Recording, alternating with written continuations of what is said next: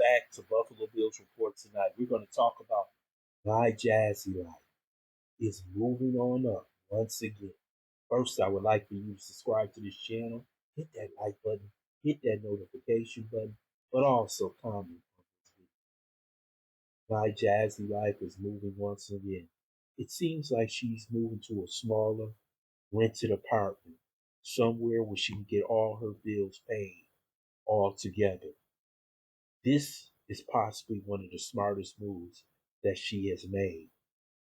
She moved to that house, that expensive house that she was paying for because of Chris. And Chris has drained this woman dry spiritually, financially, and mentally. She has regressed ever since she met that man. When she was living in that apartment with her children, it seems like Jazzy was on the right track. But as soon as she brought that man in the house, she did everything possible to please that man, and he still didn't stay.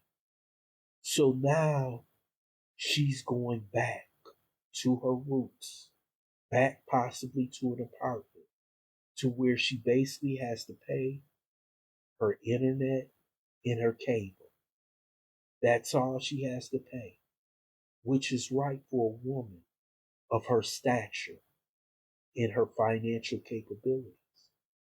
But I want to get back to Chris because he plays a big part in her regression. This man, I believe, took over $100,000 from her. I believe when he met her, Jasmine was saving money. She had basically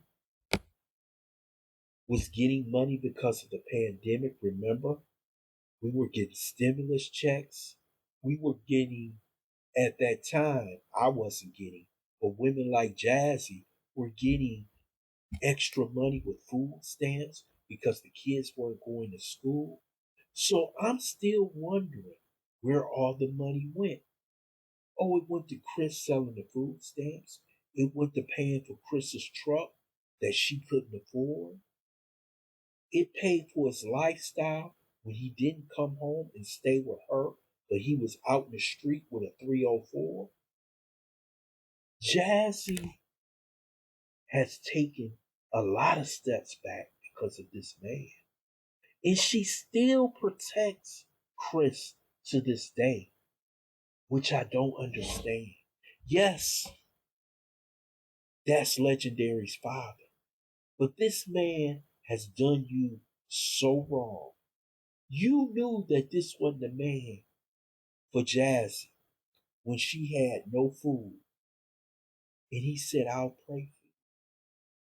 He basically told Jasmine when he left, you wanted him, you take care of him. He went on to his job making over 70,000 with overtime. It might be 100,000. And he left you, as I would always say, by the curb with a bag. And you still haven't held that man accountable. Philip is over there doing the best he can. Matter of fact, I want to say this. Those kids have improved since Philip got out of jail. They're going to school. They're doing after school activities.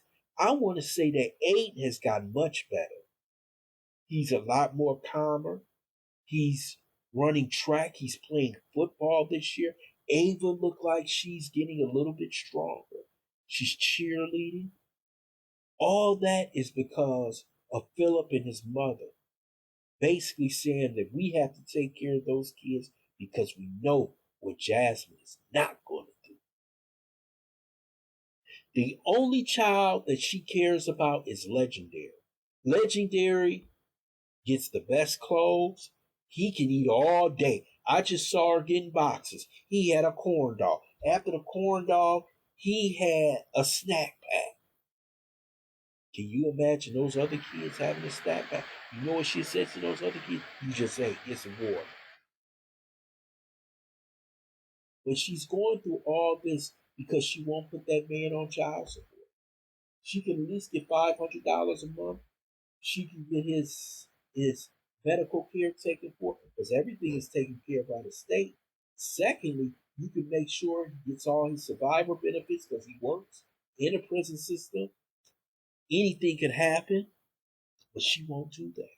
That man still has complete control of her mind and her actions. And that's sad to watch. And this is why Mama Dukes has turned her back, basically, on her daughter. Basically saying you're on your own because she won't listen. So she's fighting this uphill battle. Hopefully, she can get her hands around it with moving into this apartment where everything is paid for. Because Jasmine is 33 years old with 5 children.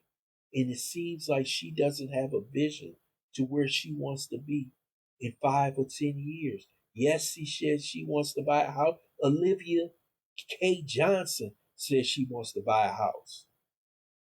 And we don't believe her. But Jasmine, do what's right by your son. Do what's right by that boy and hold his father accountable. Even though he said he didn't want that kid, you can still get money off of him. You let Philip off of child support because you was trying to keep him.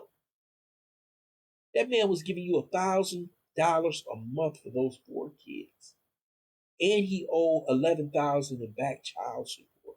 But you let him off because you wanted to keep a man who never loved you, who never cared for you. You was just a place to lay his head to better days. And now he's living good somewhere in a suburb, somewhere in an apartment, somewhere in a residential area with another woman. But you still is not making that man, not holding that man accountable for his son. This is sad to watch, but this is another cautionary tale I keep telling y'all about women who make bad decisions. And this is one of the worst decisions that she made in her life because he's going to make you take care of that kid all by yourself till he's 18 years old and you're willing to do it. Who's the fool? Who's the fool, Jasmine? You are the fool. I would love to hear your comments on Jasmine moving on up. I hope you subscribe to this channel, smash that like button, but also please share this video.